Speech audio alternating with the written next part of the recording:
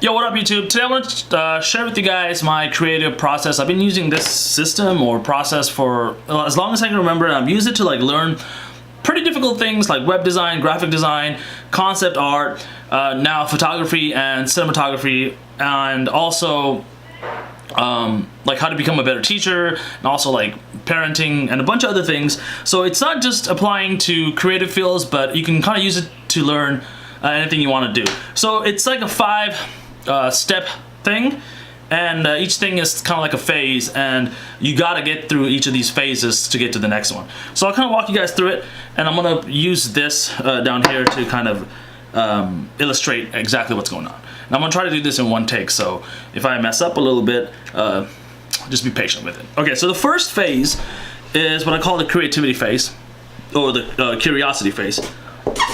Oh, this is dead. Let me get this out of here.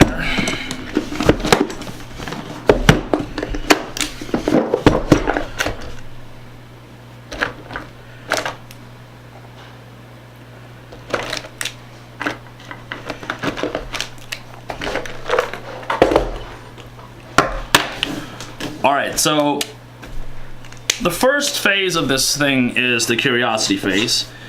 And in this phase, and by the way, I'm probably going to spell some of this stuff wrong because, as you guys know, I have dyslexia. So the first phase is curiosity, and in this phase, basically what I'm trying to do is I'm trying to do some research on something that I found to be really interesting. This could be this could precipitate from watching a YouTube video, or maybe seeing someone do something that I'm like, wow, that's fascinating. How did that person do that?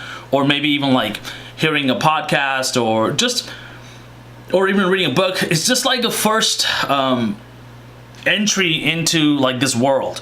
And in this phase, basically what happens is I go to Google, and I thought everyone knew about this, but I'm talking to a few people and some of my friends, and they don't really use this method. So I'm just gonna show you, even though I think most of you guys kind of should know about this, right? So the first thing, after you find something to be interesting, first thing you gotta do is Google this, right? And even better than Google, it's YouTube. And I call YouTube basically, it's my university, and this is how I've learned pretty much anything cool in my life, has been through YouTube.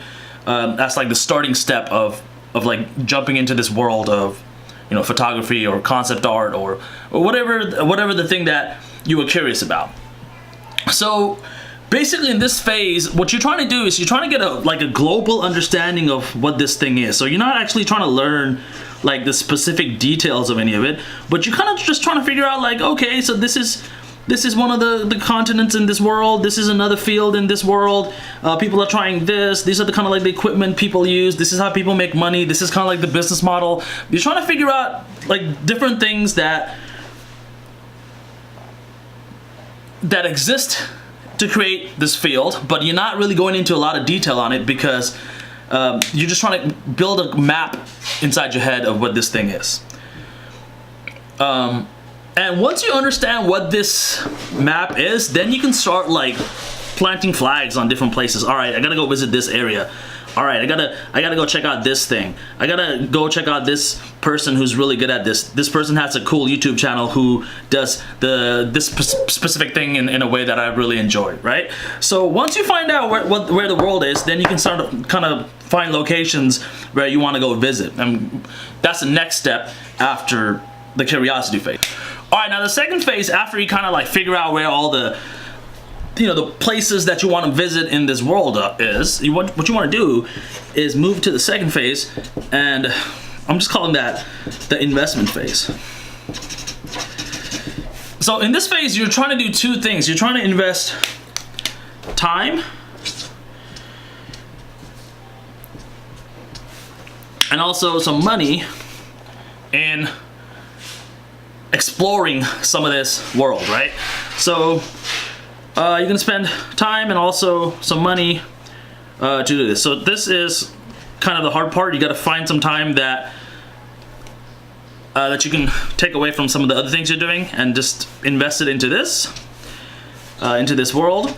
And the second thing you want to do is you want to buy tools and equipment. The same thing basically. Tools, equipment, and education on this world, right? So let me just dive a little bit deeper into like each of these things. So investing in your time is, it seems like the cheaper thing to do, but it's really not the cheaper thing to do, because we all have a limited amount of time, and if you're like me, you have like multiple interests in different things. So when you're investing your time, you want to make sure that you're like investing it in like high quality education, and you're using like some good tools to do it, and that's going to take some money. In this process, it's in the beginning it doesn't cost that much, but once these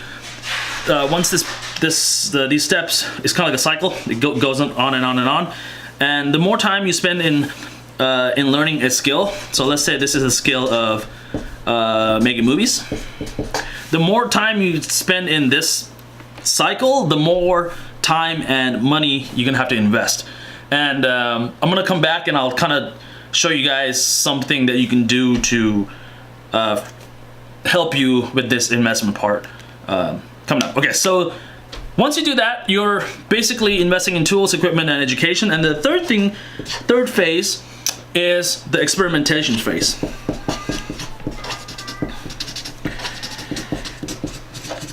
So in the investment phase, you should be spending some money on like high quality education. So this could be like Udemy, or like maybe you bought a course, or maybe you're learning from a person, or maybe you're just using YouTube, but I don't really recommend using YouTube that much, because then you have to go searching for a bunch of stuff. But in the beginning that's cool, but later on you're gonna have to figure out like better places to invest your time into. So if you and YouTube is not the best, because you can go through rabbit holes and stuff like that. It's better to get like a fully developed course that can take you from A to B. That's my strategy, at least. So the next phase after that is you want to do experimentations using the education and the tools that you have. So just because you went through a course and you have the tools doesn't necessarily mean that you're going to be able to execute these things like the people on these videos or these gurus or whatever, right? So you're gonna have to do some experimentations, and one of the most important things when you're doing experimentations is to have like some hypothesis. So like, let's say you saw a guy making a really cool, let's say this is like you're learning the skill of cinematography or something, and you saw a person do like a really cool movie sequence, and you want to see if you can do that with the tools you have. Well, it's not good to just replicate what everyone's doing. What you want to do is you want to like look at what people are doing and then kind of tweak it just a little bit to test the hypothesis out. So basically what I'm saying is like, let's say you watch like Peter McKinnon or like Casey Neistat make this cool sequence using slow B-roll, right? Like 120 frames per second B-roll or something, and you want to try that. Well, your equipment is not going to be as good as Casey's equipment. Your education and experience isn't going to be as good as like Peter McKinnon's experience and equipment. So you have to actually change it just a little bit. So what you're going to do is you're going to take what they're doing, and then you're going to tweak it, and then you're going to see if you can pull off what they did, like a small part of what they did. Let's say that they did like a 2-minute sequence on this really cool cinematic sequence. You're gonna take like 10 seconds of that sequence and see if you can replicate that just using the tools and the education and the knowledge that you have, right? So in this, we're doing like 5 to 10 different experiments to see if you can pull it off with the tools, equipment, and the knowledge that you have. Once you do these experiments, you're gonna learn a lot. This phase is when you just like, boom, you're learning so much, because you're actually now, instead of just like watching people, you're actually starting to do things. And doing things is the only way you can kind of increase your skills, right? The type of creative process and learning that I'm talking about is not like the type of learning that you just do by reading a book and then answering like a bunch of test questions. So you're gonna actually be able to do something at the end of this thing, right? So in order to like get there, you have to take these experiments, take these ideas and knowledge that these people has provided for you and the tools that you bought, and then you gotta do it. Just go out there and just like do small experiments that you feel comfortable with doing. So that's step number 3. And phase 4 what we're doing is we're taking all these experiments that we did, and then we're turning all those experiments into a bigger project. So each experiment you can kind of think of like a Lego block, right? So you're trying to see if you can pull off all these skills on the first step, and then in the create phase, what you're doing is you're combining these Lego pieces into a bigger project. So this could be like, all right, now you took like, 10 scenes from 10 different people, maybe a movie from like a YouTuber, a documentary person, whatever, and then you combine those together in your own project. So this is pretty important to make your own stuff by combining your experiments. Right? So this is kind of how you get to like making unique things that are in the first phase, in the experiment phase, you're doing like a bunch of copying, and in this phase you're really creating things. At this point you're making your own stuff, and the stuff that you're going to be making is going to be unique to you because each of these experiments that you did came from like different people, hopefully, and not just from like one person, right? So you're not copying people, you're just putting together a bunch of people's ideas and creating something that you want to do. And when you do these experiments, you'll get like at least for me, I get like these cool ideas, these like big picture ideas, and then I usually just write them down in my journal right here. Like, hey, I gotta try that, or I gotta try this, and then eventually you'll get to the point where like you'll just have to do this. Like, at least for me, like it'll be like this obsessive thing where like I'll have to try this thing, or I won't be able to like, I don't know, it's just like it kind of feels like needing to like take a pee or something, where I just have to do it, like, and after I do it I just feel relief that I did that, and then I can move on to the next thing. But yeah, doing this is like, if you can get to the point where you have to do this thing where you like have to make your own projects, then you're like well on your way to like learning this thing quickly. And this is the part where you become like super obsessed with stuff, because now you did all these experiments and you have all these skills and you want to apply it in a new way, and that's kind of like what creativity is, right? All right, so if you just use these 4 steps, you can kind of get to build hard skills. But there's a 5th step that I think is important, and this step is something that I've started doing like maybe 4 years ago after I became a teacher, and this step is the sharing phase. All right, in this step what you're doing is you're like sharing your knowledge and your art, and I don't think you have to do this step, but I do it because it kind of reinforces all of this stuff, right? Because all these things are just kind of stuck inside your head, and they're not really doing anything for you as far as like being a solid piece of understanding, right? So you just have like all these things that are not connected. And once you start sharing your knowledge, what you have to do is you have to organize all those like nodes of like experiences and information into something that like you can teach someone else. And teaching something to someone else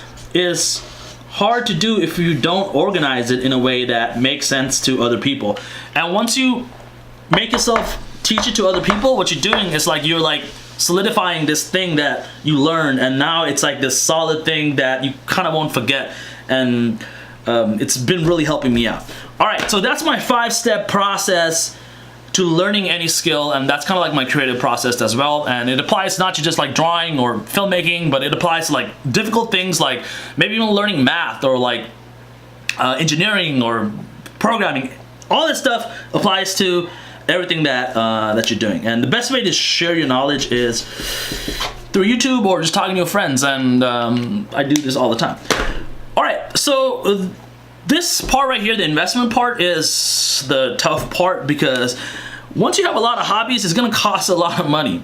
So what you gotta do, or something that I'm working on, is I'm trying to figure out if I can take my skills and then monetize those skills, just so I can invest it into other things, right? Other equipment and other courses, and maybe even freeing up other, like some time to like, you know, hiring people to help me free up some of this stuff.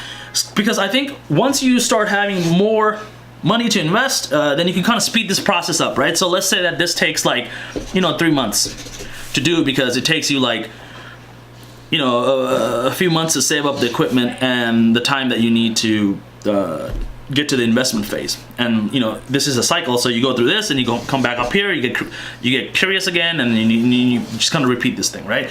So the best thing to do, I think, and I'm kind of working on this, is you got to try to figure out how to monetize your skills that you learned. For the longest time, I haven't really monetized all my skills, and have a lot of skills that are just kind of like just sitting around in my head, like that's not useful to the world. So what I'm working on right now is I'm trying to figure out a way to like give value to people using my skills, and that is the next phase of my creative process. I think is to become more of an entrepreneur in how I monetize this thing. Yeah, I hope you guys enjoyed that. That was kind of like I'm trying to get back into YouTube, so I'm trying to get back into being comfortable in front of the camera and all that stuff. I'm also trying to make more of these videos for you guys. I'm trying to take it easy, even though I'm like super into making cinematography and stuff. I feel videos like this is more useful and helpful. If you haven't subscribed to this channel, go ahead and subscribe.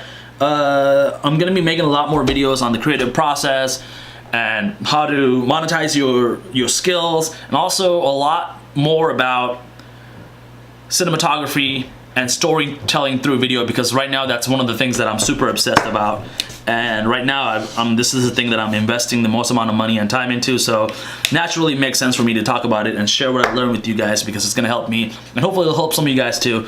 Also, I got some other things planned. I will be making some announcements on this channel about that. Thank you so much. I love you. See you guys next time. Bye.